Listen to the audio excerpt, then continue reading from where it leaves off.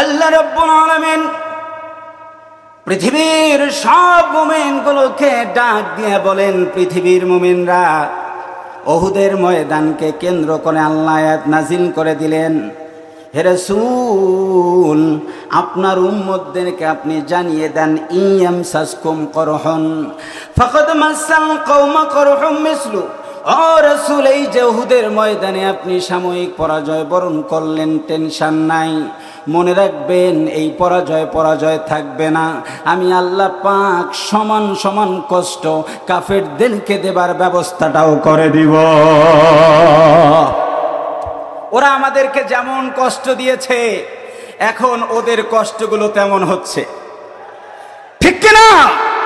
ওরা যেমন আমাদের মুখ বন্ধ করতে চেয়েছে, আমাদের 5 জন আলেমকে এক জায়গায় হতে দেয়নি, আজ ওরা 5 জন এক জায়গায় হতে পারছে না। চিৎকার দিয়ে বলুন ঠিক কিনা? ভাই আমার আর পারবে না, বলি ইনশাআল্লাহ। আরো জোরে বলি না? আল্লাহ রাব্বুল আলামিন বলেন, রাসূল হে, ওয়াতিলকাল আইয়ামু নুদাবিলুহা বাইনান নাস, মানুষের মাঝে আমি আল্লাহ রাব্বুল আলামিন এই পথ পরিবর্তন করে দেই, তার কারণ আছে। আল্লাহ পাক সূরাত আলে ইমরানের মধ্যে 140, 41, 42 তিনটা আয়াতের মধ্যে বলেছেন, কখনো কখনো মুমিনকে নির্যাতিত করি, আবার কখনো কখনো আমি কাফেরদেরকে ক্ষমতা দেই, আবার কখনো কখনো মুমিনদেরকে বিজয়ী করি। একটা না, দুটা না, আমি আল্লাহ পাক মাঝখান থেকে 6টি পরীক্ষা করার জন্য মুমিনদের জয় আর পরাজয়ের ব্যবস্থা আল্লাহ করে দেয়। কয়টি? একটু আওয়াজ দিতে হবে। কয়টি? কষ্ট হচ্ছে আপনাদের? আমি শুরু করিনি এখনো। কয়টি? 6টি। খুবই গুরুত্বপূর্ণ বিষয়। আল্লাহ পাক 1 নাম্বার, ওয়ালিয়ালামাল্লাহুল্লাযীনা আমানু। আপনারা অনুবাদ বুঝুন আর না বুঝুন, একটু আওয়াজ দিয়ে বলুন আল্লাহু আকবার। ওলামায়ে কেরাম আছে, ইয়ালামা, এটি মুদারেস সিগা, এখানে প্রেজেন্ট এবং ফিউচার দুটি কাল আল্লাহ পাক একই সাথে দিয়েছেন। নবীকে বলছেন, নবী হে, নাও দ্য প্রেজেন্ট এজ, এই সময় যে আপনি যুদ্ধ করছেন, আমি আল্লাহ পাক এই সময় দেখব মুমিনদেরকে জয় আর পরাজয় দিয়ে আপনার উম্মতের মধ্যে, সাহাবীদের মধ্যে কারা কারা রিয়াল বিলিভার, কারা কারা সত্যিকার মুমিন, পরীক্ষা করার জন্য আমি জয় পরাজয় দেই। আবার যেহেতু ইয়ালামা এটি মুজারেস সিগা, আল্লাহ বলছেন কিয়ামতের পূর্ব পর্যন্ত পৃথিবীতে যত মুমিন আসবে, আমি তাদেরকেও জয় আর পরাজয় দিয়ে 1 নাম্বার আমি পরীক্ষা করব, এরা মুমিন ছিল না কাফের ছিল। দীর্ঘ 16 বছরে যেভাবে মুমিন চেনা গেছে, 5 আগস্টের পর ওইভাবে কিন্তু আর মুমিন চেনা যায় না, ঠিক কিনা? যে মৌলবী ওদের পক্ষে ছিল, ওই মৌলবীও গত জুমা থেকে মুখ খুলছে। কথা বলেন ঠিক কিনা? মুমিনদের দীর্ঘ পরীক্ষা ছিল, আমরা দেখেছি। শাপলা চত্বরে এদেশের হাজারো তালিবুল ইলমদেরকে হত্যা করা হয়েছে। হেফাজতে ইসলামে সেখানে গুলি চালানো হয়েছে, চলছিল পরীক্ষা। ইয়ালামাল্লাহুল্লাযীনা আমানু, আল্লাহ দেখবেন এর মধ্যে কে মুমিন কে কাফের। ওই মৌলবীদের ভিতরে 2টা গ্রুপ হলো, একটা গ্রুপ সিদ্ধান্ত নিল কি দরকার গুলির সামনে দাঁড়ানো, আমরা শুকরিয়া মাহফিল করি। রাজারহাটের লোক শুনেই নাই, শুকরিয়া মাহফিল মৌলবীরা করছে না? হ্যাঁ, যিনি বলছেন কওমি জননী, তাকে পুরস্কার স্বরূপ বাংলাদেশের বাইতুল মুকাররমের খতিবের দায়িত্ব দেওয়া হলো। গত জুমায় আপডেট নিউজ, খতিব নাই। কথা বলেন ঠিক কিনা? এই দীর্ঘ পরীক্ষা আমি দায়িত্বহীন কণ্ঠে বলি, ওই হেফাজতের একজন নায়েবে আমির ছিলেন, যার নাম হচ্ছে বাবু নগরী রহিমাহুল্লাহ। এই লোকটিকে নির্যাতনার নিপীড়ন করে সর্বশেষ তাকেও শহীদ করে দেয়া হলো। অথচ আল্লাহ পরীক্ষা করে নিলেন মৌলবীদের মধ্যেও ওয়ালিয়ালামাল্লাহুল্লাযীনা আমানু, কারা কারা ঈমানের উপর ইস্তেকামত থাকে আর কারা কারা ইস্তেকামত থাকে না। আমি দায়িত্বহীন কণ্ঠে বলতে চাই, যেই সমস্ত ইমাম, যেই সমস্ত খতিব, যেই সমস্ত হুজুররা এতদিন পর্যন্ত ঈমানের পরীক্ষায় ফেল করেছে, ওই সমস্ত খতিবদের পিছনে বাংলার জমিন আর নামাজ পড়বে না, পড়বে না, পড়বে না।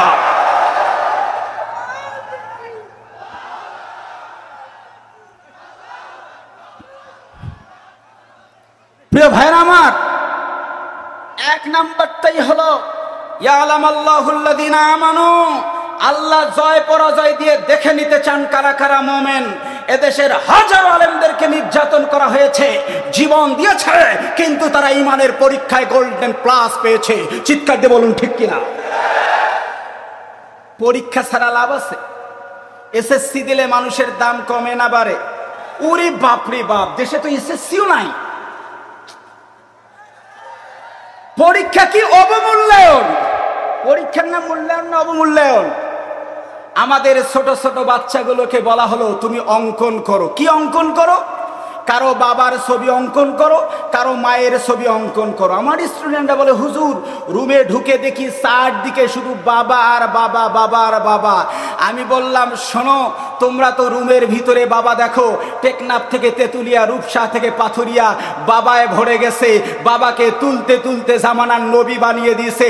5 আগস্টেই জাতি শিক্ষা দিয়ে চূড়ান্ত দেখিয়ে দিয়েছে, জোর করে কারো বাবা চাপিয়ে দিলে বাংলার জনগণ আর কোনোদিন মানে নাই, মানতেও রাজি না। কথা বলেন ঠিক কিনা?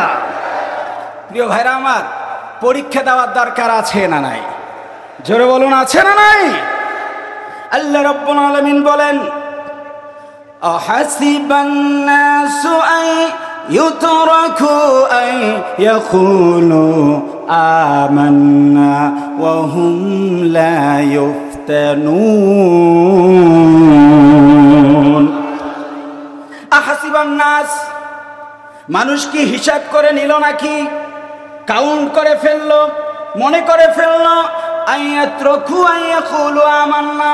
কোন কঠিন সিচুয়েশনে গিয়ে শুধু মুখে মুখে বলেছে আমি ঈমান আনলাম, আমি ঈমানদার ঈমানদার। আল্লাহ বলেন পরীক্ষা ছাড়া আমি ঈমানদারদেরকে আল্লাহ তাআলা পাস করে দেই না।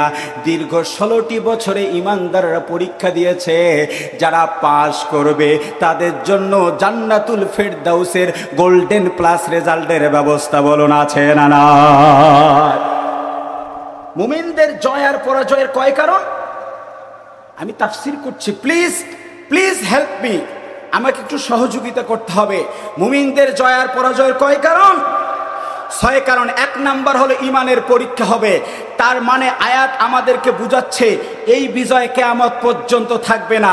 টুডে অর টুমরো আবার বাংলাদেশে হায়নারা আবার চাপ সৃষ্টি করবে। ওই চাপে আল্লাহ পাক ইয়ালামাল্লাহুল্লাযীনা আমানু আবার পরীক্ষা নেবেন কারা মুমিন আর কারা কাফের। কথা বলেন ঠিক কিনা? 2 নম্বর কারণ খুবই ইম্পর্টেন্ট।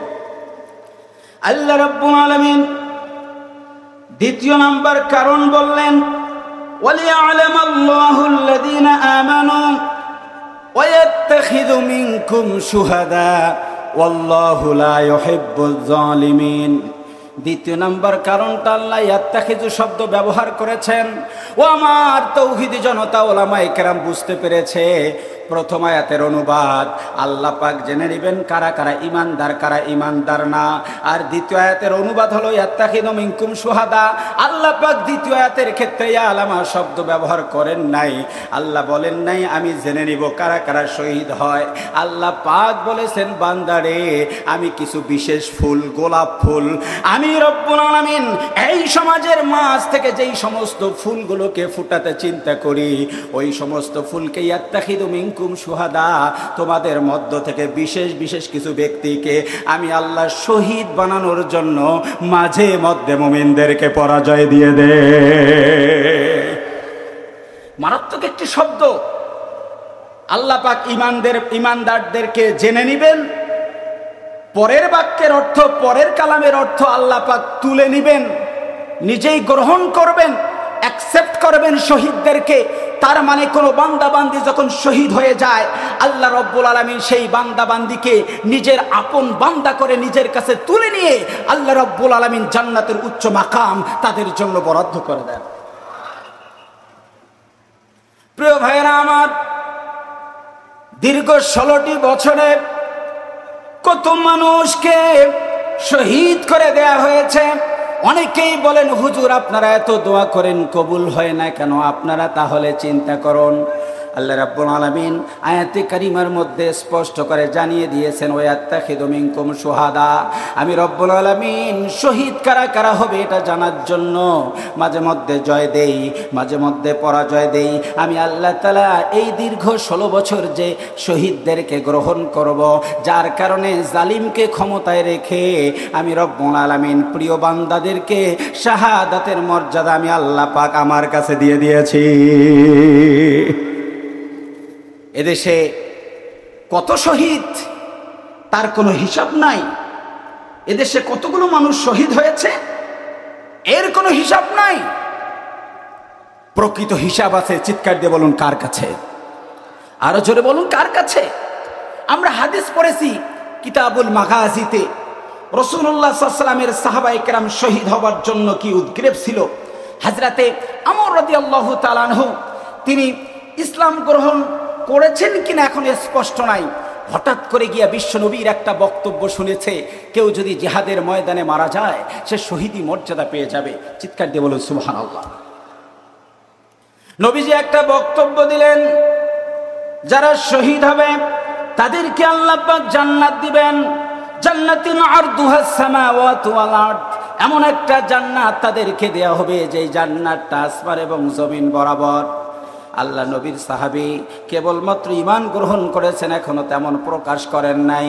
মুখের মধ্যে কয়েকটা খেজুর ছিল, খেজুর কয়েকটা দ্রুত বের করে বলেন বাখ বাখ বাখ বাখ বলে চিৎকার দিয়ে দিয়ে আল্লাহ নবীর সাহাবী দৌড় দিলেন জিহাদের ময়দানে। আর যেই মাত্র জিহাদের ময়দানে গেলেন সঙ্গে সঙ্গে শহীদি মর্যাদাটাও পেয়ে গেলেন। হাদিস পড়েছি, উস্তাদ পড়িয়েছেন। এই দৃশ্য দেখার আমাদের সুযোগ হয়নি। হঠাৎ করে অগাস্ট মাস এসে গেল, আমাদের দেশেই যখন দেখলাম উত্তরাঞ্চলের গর্বিত সন্তান আমার আবু সাঈদ, আহা, আমার আবু সাঈদের বুকে এই স্বৈর শাসক যখন গুলি চালালো, হাদিসে পড়েছি সাহাবায়ে কেরাম মুখের খেজুর ফিকা দিয়ে দৌড় দিয়েছে। আর স্পষ্ট দেখলাম আমার কলিজার টুকরো যুবক ভাই তার বুকটা উন্মুক্ত করে দিয়ে টান টান করে দেখিয়ে দিল, তুমি গুলি করো, এ জাতি তোমাকে ছাড়বে না। কথা বলেন ঠিক কিনা? তুমি গুলি করছো আমাকে, তুমি জানো না এই আবু সাঈদের গুলি, বুকে গুলি করলে তোমার ক্ষমতা তছনছ হয়ে যাবে। তুমি তো বুঝতে পারো নাই। আবু সাঈদের বুকে যখন গুলি চালানো হলো, এরপরেই আমার মুগ্ধ যখন পানি হাতে নিয়ে রাস্তায় হাঁটলো, আর মুগ্ধ বলল পানি লাগবে। এখনো মুগ্ধর কথা যদি মনে পড়ে, এখনো কোনো পানি যদি পানির বোতল হাতে নেই, মনে হয় আমার মুগ্ধ ডেকে ডেকে বলছে তোমাদের কি পানি লাগবে। মুগ্ধ বুঝতে পারেনি 15 মিনিট পরে মুগ্ধ জান্নাতের পানি পান করবে। যেদিন আবু সাঈদ জীবন দিয়েছে সেই দিন থেকে আমার ব্যক্তিগতভাবে ধারণা ছিল যে এই জীবনটা দেয়া ছিল নিবেদিত, ইখলাসের সাথে জীবন দিয়েছে। সুতরাং আমার আবু সাঈদের রক্ত বৃথা যেতে পারে না। হায়নাদের কাছে আবু সাঈদের রক্তের মূল্যায়ন না থাকতে পারে। চিৎকার দিয়ে বলুন আল্লাহ পাকের কাছে আবু সাঈদের রক্তের মূল্য আছে না নাই? আমি বলি এক আবু সাঈদ না, এক আবু সাঈদ না, এক মুগ্ধ না, এদেশে শত শত আবু সাঈদ আর মুগ্ধ জীবন দিয়েছে। আবু সাঈদ আর মুগ্ধরা জীবন দিয়ে মূলত বাংলাদেশের জনগণকে উদ্বুদ্ধ করে গোটা বিশ্বকে নারা দিয়ে বলছে, বাংলার জনগণ যেভাবে ঐক্যবদ্ধ হয়েছে, পৃথিবীর যে কোনো প্রান্তে যদি ইসলামের উপর আঘাত আসে, লাখো আবু সাঈদ মাঠে বুক পেতে দিয়ে আল্লাহর দ্বীন কায়েম করে ছাড়বে।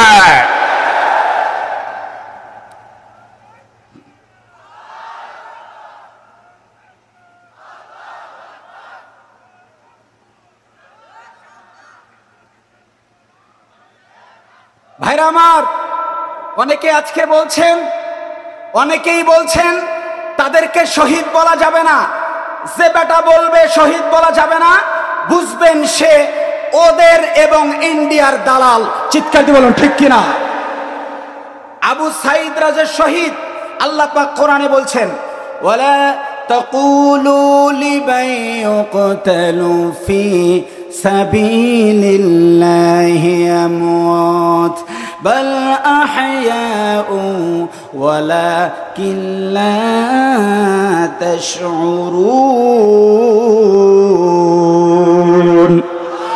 কুরআনুল কারীমে আল্লাহ রাব্বুল আলামিন সূরাতুল বাকারার 194 আয়াতে বলেন লা তাকুলু তোমরা বলবে না, এখনো বলবে না, ভবিষ্যতেও বলবে না, লিমান ইউকতালু ফি সাবিলিল্লাহি আমওয়াত, ওই যে আল্লাহর একটা ইচ্ছা হলো ইয়াত্তাখিদু মিনকুম শুহাদা, তোমাদের মধ্য থেকে কিছু শহীদ আমি আল্লাহ গ্রহণ করব। ও বান্দা রে, ও বান্দি, শোনো শোনো শোনো, তুমি যদি কখনো কাউকে দেখো কোনো জালিমের বিরুদ্ধে যদি বুক পেতে দেয় আর মরে যায়, লা তাকুলু তোমরা বলবে না মৃত্যু, মৃত্যু বলা তাকে যাবে না, বরং আল্লাহ বলেন ওই লোকটাকে অবশ্যই অবশ্যই শহীদ বলাই লাগবে। বলেন ঠিক কিনা? আল্লাহ পাক দেখে নিয়েছেন এই স্বৈর শাসককে দেশ থেকে তাড়িয়ে দেওয়ার ক্ষেত্রে কারা কারা ইয়াত্তাখিদু মিনকুম শুহাদা, কারা কারা শহীদ হয়। আল্লাহ রাব্বুল আলামিন সেটা টেস্ট করেছেন, সেটা পরীক্ষা করে দেখেছেন। রাসূলুল্লাহ সাল্লাল্লাহু আলাইহি ওয়াসাল্লাম বলছেন যারা শহীদ হয়ে যায় তাদেরকে আল্লাহ সুবহানাহু ওয়া তাআলা স্পেশালি আলাদাভাবে 6টি পুরস্কার আল্লাহ পাক নিজেই শহীদদের জন্য বরাদ্দ করে দেন। চিৎকার দিয়ে বলুন সুবহানাল্লাহ। কয়টি পুরস্কার? কয়টি? 6টি। মুখস্থ করেন। আর একটি মারাত্মক, এটি শহীদদের ফজিলতের হাদিস থেকে আমি আপনাদেরকে বলছি। আল্লাহ নবী সাল্লাল্লাহু আলাইহি ওয়াসাল্লাম বলছেন 1 নাম্বার লি শাহিদ ইনদাল্লাহ সিত্তি খিসান, শহীদদের জন্য 6টি পুরস্কার আল্লাহ রাব্বুল আলামিন নিজেই দেন। ইউগফারু লাহু ফি আউয়ালি দাফআ, ইউগফারু লাহু ফি আউয়ালি দাফআ, আল্লাহর রাস্তায় যেই লোক জীবন দিবে তার রক্ত জমিনে পড়ার আগেই আল্লাহ পাক জিন্দেগীর সব গুনাহ মাফ করে দেন। এরপরে আল্লাহ নবী বলেন ওয়ারা মাকআদাহু মিনাল জান্নাহ, দীর্ঘ 16টি বছর জালেমের নির্যাতন আর নিপীড়নে যারা জীবন দিয়েছে তাদের জন্য আল্লাহ রাব্বুল আলামিন সুন্দর করে 6টি পুরস্কার বরাদ্দ করে দেন। দ্বিতীয় নাম্বার পুরস্কার হলো ওয়ারা মাকআদাহু মিনাল জান্নাহ, এই মাত্র রাজপথে গিয়ে ময়দানে গিয়ে কেউ জীবন দিল, আল্লাহ রাব্বুল আলামিন সঙ্গে সঙ্গে ওই শহীদটা মৃত্যুর সাথে সাথে জান্নাত তার সামনে আল্লাহ পাক দেখার ব্যবস্থা করে দেন। আহা, একজন শহীদের কি দাম, কি মর্যাদা! দীর্ঘ 16টি বছর ওয়াতিলকাল আইয়ামু নুদাউলুহা বাইনান নাস, মানুষের মাঝে জয় আর পরাজয় দিয়ে আল্লাহ পাক কিছু বান্দার সামনে জান্নাতের ছবি উপস্থাপন করেছেন। যার কারণে আমরা কি দেখেছি, যারা জান্নাতের রাস্তায় অগ্রসর হয় তাদেরকে দেখেছি এদেশের সূর্য সন্তান মাওলানা নিজামী রাহিমাহুল্লাহ, আব্দুল কাদের মোল্লা। সর্বশেষ আমরা আগস্ট মাস গত বছর দেখলাম এদেশের লাখো জনতার হৃদয়ের স্পন্দন আল্লামা দেলওয়ার হোসেন সাঈদী। অনেকেই বলেন হুজুর আজকের বিজয়ের দিনে যদি আল্লামা সাঈদী থাকতেন আমরা জেলখানা ভেঙে সাঈদীকে বের করে নিয়ে আসতাম। কথা বলে ঠিক কিনা? যেই দিন আল্লামা সাঈদী পৃথিবী থেকে বিদায় নেয় ঠিক মাগরিবের পূর্ব লগ্নে একটা মুচকি হাসি দিয়েছে। আমরা বুঝতে পারি নাই হাসির অর্থটা কি ছিল। আমাদের বিশ্বাস আমার দেশের যুবকরা আগামীতে আল্লামা সাঈদীর হাসির উপর পিএইচডি করবে। কারণ কি? What is the cause? কি কারণ ছিল? এখন আমরা অনেকেই মনে করি সেদিনের কারণ ছিল যে তোমরা জানো না আল্লাহ নবী বলেছেন শহীদের মর্যাদার দ্বিতীয় ওয়ারা মাকআদাহু মিনাল জান্নাহ, আমি আল্লামা সাঈদীর সামনে জান্নাত দেখা যায়, আমি তোমাদেরকে দেখছি না, জান্নাত দেখে বুকের হাসি আমি ছেড়ে দিয়েছি। প্রিয় ভাইরা আমার, বিরক্ত হচ্ছেন আপনারা? রাগ করতেছেন আমার উপর? দ্বিতীয় নাম্বার, জান্নাতি লোকের সামনে জান্নাত উপস্থাপন করা হয়। এরপরে তৃতীয় নাম্বার ওয়ায়ুজারু মিন আযাবিল কবরি, আল্লাহ নবী বলেছেন তার কবরের আযাবটা আল্লাহ রাব্বুল আলামিন শহীদের জন্য সাথে সাথে মাফ করে দেন। চিৎকার দিয়ে বলুন সুবহানাল্লাহ। ওয়া আমানু বিল ফাযাইল আকবার, চতুর্থ নম্বর হলো কিয়ামতের ময়দানের সব কষ্টগুলো আল্লাহ দূর করে দিবেন। ওয়ায়ুদাউ আলা রাসিহি তাজুল ওয়াকারিল ইয়াকুতু মিনহা খায়রুম মিনাদ দুনিয়া ওয়া মা ফিহা। আল্লাহ নবী বলেছেন কিয়ামতের ময়দানে শহীদদেরকে ডেকে ডেকে আল্লাহ রাব্বুল আলামিন তাদের মাথার উপর একটা নূরের টুপি পরায় দিবে। আল্লাহ পাক নূরের তাজ তাদের মাথায় পরায় দিবে। মিনহা খায়রুম মিনাদ দুনিয়া ওয়া মা ফিহা। এই পৃথিবীর জমিনে যত সম্পদ আছে এই সম্পদের যা দাম, আল্লাহ নবী বলেছেন শহীদের মাথায় যে টুপিটা দেওয়া হবে কিয়ামতের ময়দানে এই টুপিটার দাম গোটা দুনিয়ার থেকে আল্লাহর কাছে অনেক বেশি। এরপরে লাভটা কি? ওয়াতাজাওয়াজু ইসনাইনি ওয়া সাবঈনা যাওজাতাম মিনাল হুরুল আইন। এ যুবক যারা রাজপথে তোমরা জীবন দিলা, পৃথিবীর মেয়েদের মায়া তোমরা করো নাই, চিন্তা তোমরা করো নাই। আল্লাহ নবী বলেছেন ওই সমস্ত মানুষ যারা শহীদ হয়ে যাবে তাদের জন্য আল্লাহ রাব্বুল আলামিন একটা না দুইটা না, ইউজাউজু ইসনাইনি ওয়া সাবঈনা, তাদের জন্য ৭২ জন আল্লাহ রাব্বুল আলামিন তাদের জন্য ৭২ জন হুরের ব্যবস্থা করবে। হুর দিয়ে আল্লাহ রাব্বুল আলামিন শহীদদেরকে মর্যাদাপূর্ণ করে দিবে। শহীদের এত দাম, এত মর্যাদা, আল্লাহ রাব্বুল আলামিন এই সমস্ত শহীদ বের করে নেবার জন্য আল্লাহ সুবহানাহু ওয়া তাআলা দিয়েছেন। আল্লাহর বক্তব্য হলো ওয়াত্তাখিদা মিনকুম শুহাদা, আমি চাই তোমাদের মধ্য থেকে কিছু শহীদ আমি রব্বুল আলামিন গ্রহণ করব। আমরা দেখেছি দীর্ঘ 16টি বছরে আল্লাহ সুবহানাহু ওয়া তাআলা বেছে বেছে অনেকগুলো শহীদ গ্রহণ করেছেন। অনেকেই বলেন হয়তো বেঁচে থাকলে বিজয় দেখতো। পৃথিবীর জয় বিজয় আমাদের কাছে বড় বিষয় না, আমাদের কাছে বড় বিষয় হচ্ছে পরকালীন জীবনের জয় এবং পরাজয়। আল্লামা সাইদি হয়তো দুনিয়ার বিজয় দেখে নাই, কিন্তু আখিরাতের বিজয় ঠিকই তিনি দেখেছেন। চিৎকার দিয়ে বলুন ঠিক কিনা? এরপরে আল্লাহ রাব্বুল আলামিন তৃতীয় কারণ কেন আমাদেরকে বিজয় করেন আর পরাজিত করেন, আল্লাহ রাব্বুল আলামিন বলেন ওয়ালিউমাহ হিসাল্লাহুল্লাযীনা আমানু ওয়া ইয়ামহাকাল কাফিরিন।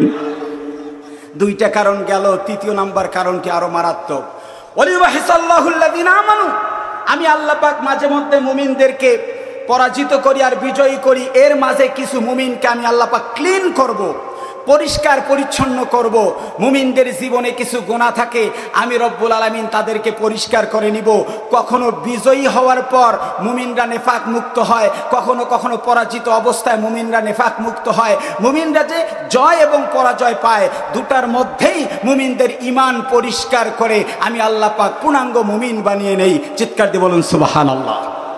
ভাইরা আমার, রাসূলুল্লাহ সাল্লাল্লাহু আলাইহি ওয়াসাল্লাম তিনি মাঝে মধ্যে বিজয় হয়েছেন, আবার উহুদের ময়দানে পরাজিত হয়েছেন। এগুলো মূলত উহুদের ময়দানকে কেন্দ্র করে নাজিল হয়েছে। আল্লাহ রাসূল সাল্লাল্লাহু আলাইহি ওয়াসাল্লাম চাইতেন কিছু লোক আমার কাছে পরিষ্কার হয়ে আসুক। উহুদের ময়দানে যেই লোকটির নাম খালিদ বিন ওয়ালিদ, তিনি সাহাবায়ে কেরামের বিরুদ্ধে ছিলেন। কিছুদিন পর আবার ইসলামের বীর সেনানী সাইফুল্লাহ আল্লাহর তলোয়ার হয়ে গেছেন। এই যে একই ব্যক্তি মাঝে জয় এবং পরাজয়ের মাঝে পরিষ্কার হয়ে ঈমানের দিকে চলে আসেন। আল্লাহ রাসূল সাল্লাল্লাহু আলাইহি ওয়াসাল্লাম একইভাবে সাহাবায়ে কেরামকে জয় এবং পরাজয়ের মাঝে যেমন বিজয়ী আল্লাহ পাক কিছু মুমিনকে পরিষ্কার করে নিতে চান, পরিচ্ছন্ন করে নিতে চান। আমরা দীর্ঘ 16টি বছরে দেখেছি অনেক লোক এই বাধা বিপত্তির পরেও ঈমানের উপর অটুট এবং অবিচল ঠিক ছিল।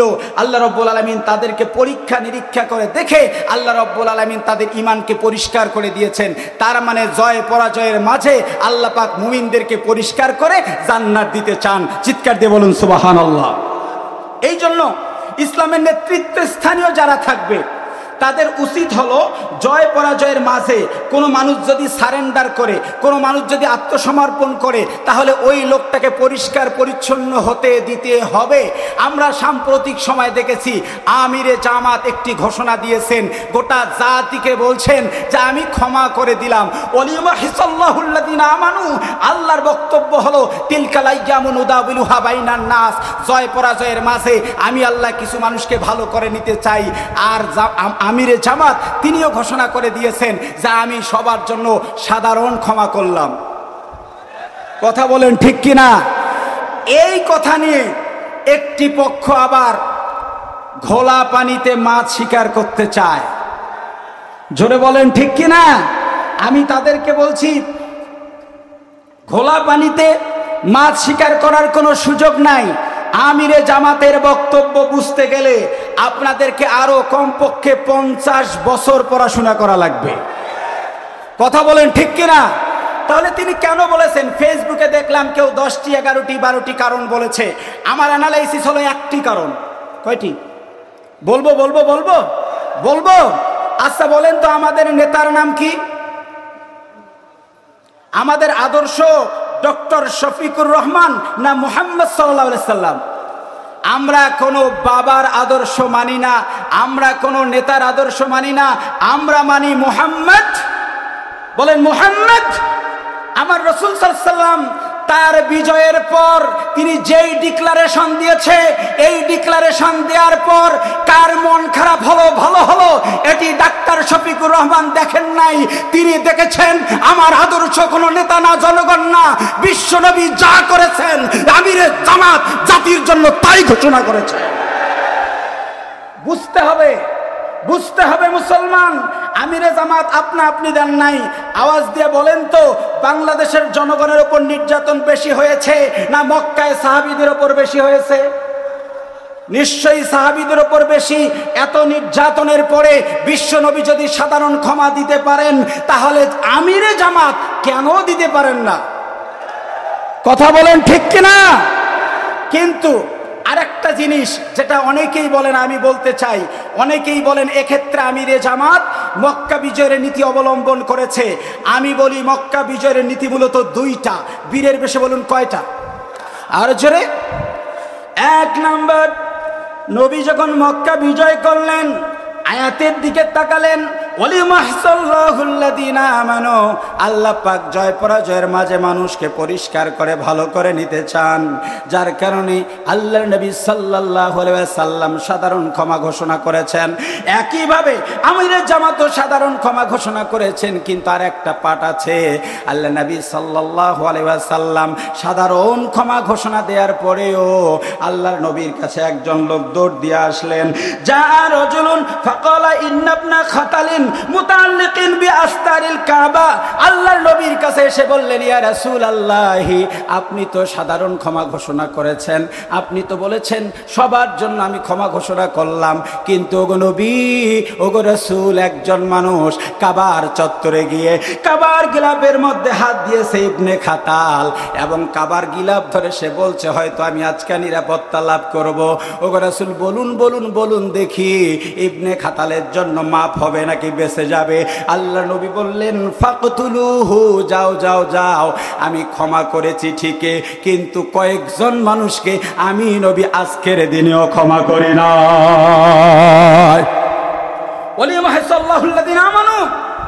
আল্লাহ চান মানুষ ভালোর পথে আসুক। নবীজিও চেয়েছেন সাধারণ ক্ষমা দিয়ে কিছু লোক ইমানের পথে আসুক। ডাক্তার শফিকুর রহমান তিনিও ক্ষমা করে চেয়েছেন কিছু লোক ভালো দিকে আসুক। এরপরেও অনেকগুলো হাদিস, প্রায় 14 থেকে 15 জন লোক যারা কাবায় নিরাপত্তা লাভ করার চেষ্টা করেছে। কাবা হলো হারাম, এটা হলো নিরাপদ স্থান, তারা ওই জায়গায় গিলাফ ধরে বলছে কাবার গিলাফ ধরলে তো আর আজকে মুহাম্মদ সাল্লাল্লাহু আলাইহি ওয়াসাল্লাম আমাদেরকে মারবে না। নবী বললেন, উকতুলুহু, যাও তোমরা ইবনে খাতালকে হত্যা করো। কেন? ইবনে খাতাল আমি নবীজির বিরুদ্ধে কুৎসা রটনা করে নবীর চরিত্রে যে কালিমা লোপন করে, সে সাধারণ ক্ষমার মধ্যে পড়তে পারে না, পারে না, পারে না। স্পষ্ট বক্তব্য। আমিরে জামাতের বক্তব্য বুঝতে পারেন নাই। মক্কার নীতির প্রথম পাঠ সাধারণ ক্ষমা, পরের পাঠ কিন্তু হত্যা করা। কথা বলেন ঠিক কিনা? আমাদের দাবি হলো বিশ্ব নবীর চরিত্রে যারা দীর্ঘদিন কালিমা লোপন করেছে, ওই সমস্ত নবী বিদ্বেষীদেরকে অনতি বিলম্বে গ্রেফতার করে ওপেন তাদেরকে কতল করা হোক। কি বলেন, রাজি আছেন না নাই? এরপরে কি হলো? 14 থেকে 15 জন যাদেরকে ক্ষমা করা হয় নাই, সাধারণ ক্ষমার মধ্যে পড়ে না, সময় কম, আমি বিস্তারিত বলছি না কার কি দোষ ছিল। সামারাইজ যদি করি তাহলে অর্থ হবে কারো অপরাধ ছিল সে হত্যা করেছে, কারো অপরাধ ছিল সে নির্যাতন করেছে, কারো অপরাধ ছিল নবীর চরিত্রে কালিমা লোপন করেছে, কারো অপরাধ ছিল জনগণের মাল সে ভক্ষণ করেছে। আমি 14-15 জনের অপরাধ হিসাব করে দেখেছি, এমন কোনো অপরাধ নাই যেই অপরাধ আওয়ামী লীগের লোকজন বাংলাদেশে করে নাই। কথা বলেন ঠিক কিনা? স্পষ্ট বক্তব্য। আমিরে জামাত পলিটিক্যাল পার্টি হিসাবে ক্ষমা করেছে, কিন্তু যারা নির্যাতন করেছে, জনগণের টাকা লুটপাট করেছে, যারা নিপীড়ন চালিয়েছে, আজ হোক কাল হোক তাদের বিচার বাংলার জমিনে করতে হবে, করতে হবে, করতে হবে।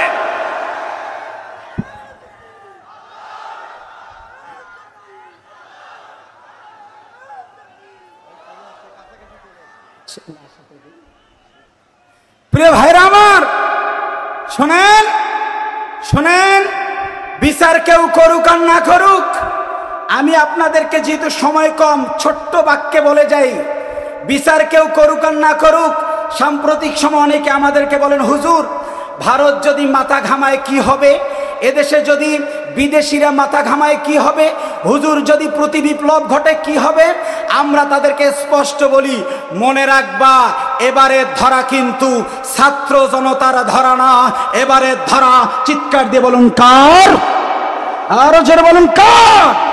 হুদে আল্লাহ বলছেন ওয়া কাযালিকা আখাযু রাব্বিক ইযা আখাযাল কুরা ওয়া হিয়া যালিমা। এই জালিমা মুয়ান্নাস শব্দ ব্যবহার করেছে। আল্লাহ রাব্বুল আলামিন বলেন ওয়া কাযালিকা আখাযু রাব্বুক, এভাবে আপনার রব বহুবার তাদেরকে ধরেছে, বহুবার ধরেছে। আল্লাহ ধরেছেন কারণ হলো ওহিয়া জালিমা, এরা ছিল জালিমা। এখানে মুয়ান্নাসের সিগাটাও মিলে গেছে। হাসিনা মুজাক্কার না মুয়ান্নাস? কথা বলে না, মুয়ান্নাস না মুজাক্কার? অনেকেই বলেন হুজুর হাসিনা যদি পালিয়ে না যেত তাহলে একটা কাজ হতো। আমি বলি এভাবে উল্টা পাল্টা এক্সপ্লেইন করা যাবে না। এক বাক্যে মাথায় রাখবেন, এটি ছাত্র জনতার ধরা না, মূলত ইন্না বাতশা রাব্বিকা লাশাদীদ, এটি আল্লাহ পাকের ধরা। সুতরাং যেভাবে ধরলে আল্লাহর ধরা মানানসই হয়, আল্লাহ পাক ওইভাবেই হাসিনাকে ধরেছে। চিৎকার দিয়ে বলুন ঠিক কিনা? আল্লাহ পাক হাসিনাকে ধরেছে, এত শক্তিশালী ভাবে ধরেছে। যদি ছাত্র জনতা বঙ্গভবনে ঢুকে হাসিনাকে হত্যা করে ফেলতো তাহলে হাসিনা মরতো কয়বার? কথা বলে না, কয়বার? আরো জোরে কয়বার? এখন হাসিনা আমাদের যতগুলো লোককে মেরেছে ততবার মরবে। কথা বলুন ঠিক কিনা? গতকালকের আপডেট নিউজ, ওর মামুর বাড়ি কেনা বলছে এ লারা দিব, কোথায় পড়বে? এখন পড়ছে কোথায়? মামুর বাড়ির লোকজন মহা বিপদে আছে। যেই হাসিনাকে নিয়েছে সঙ্গে সঙ্গে ওই দেশের তরুণরা আমাদের দেশের তরুণদের মতো আন্দোলন শুরু করেছে। তারাও বুক পেতে দিয়েছে, 7 সিস্টার আর বাংলার 7 সিস্টার আমরা ইন্ডিয়ার সাথে রাখবো না, আমরা 7 সিস্টারও স্বাধীনতা চাই। কথা বলেন ঠিক কিনা? ভাইরা আমার, হাসিনা শুধু আমাদের যন্ত্রণা না, হাসিনা এখন মোদিরও যন্ত্রণা হয়েছে। হাসিনাকে যে গ্রহণ করবে তার জন্যই গলার কাটা হবে।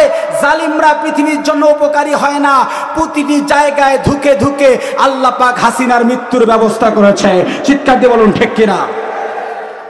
ওয়ালিমাহিসাল্লাহুল্লাযিনা আমানু, আল্লাহ সান কিছু ইমানদারকে এই জায়গায় ভালো করে নিবে, কিন্তু লা ইউহিব্বুজ জালিমিন, লা ইয়াহদিল কওমাজ জালিমিন। জালিম যারা তাদেরকে তো আল্লাহ পরিষ্কার করবে না। আমি এখনো লক্ষ্য করি কিছু লেসপেন্সার আছে, এ নিয়ে বিনিয়ে তারা বলে হাসিনা কি আর কম উন্নয়ন করছে? কথা বলেন ঠিক কিনা? মনে রাখতে হবে এ হলো জালিম। জালিমদের জন্য আল্লাহ পাক কখনো হেদায়েত দেয় না। এখন হাসিনার জন্য কি হবে? আমিরে জামাত যে ক্ষমা ঘোষণা করেছেন এই ক্ষমার মধ্যে পড়ে না। কারণ আল্লাহ রাসূল সাল্লাল্লাহু আলাইহি ওয়াসাল্লাম যে ক্ষমা করেছেন সেই ক্ষমার মধ্যেও 14 থেকে 15 জন ছিলেন যারা ছিলেন জালিম। জালিমদেরকে আল্লাহ নবী মাফ করেন নাই। সুতরাং আমিরে জামাতও মাফ করার কোনো প্রশ্নই আসে না। এটাতে ঘোলা পানি ঘোলা করে স্বার্থ হাসিল করার সুযোগ নাই। আমাদের স্পষ্ট বক্তব্য হলো অনতি বিলম্বে খুনি হাসিনাকে বাংলার জমিনে ফিরিয়ে আনা হোক। রাজি আছেন না নাই? আমরা চাই হাসিনা এবং হাসিনার স্পন্সররা যদি বাইতুল মুকাররমের ভিতরে ঢুকে কাবায় ধরে ধরে যেমন হত্যা করা হয়েছে, আগামীতে জালিমদেরকে বাইতুল মুকাররমে ধরে এদেশের প্রশাসন হত্যা করে ফেলবে।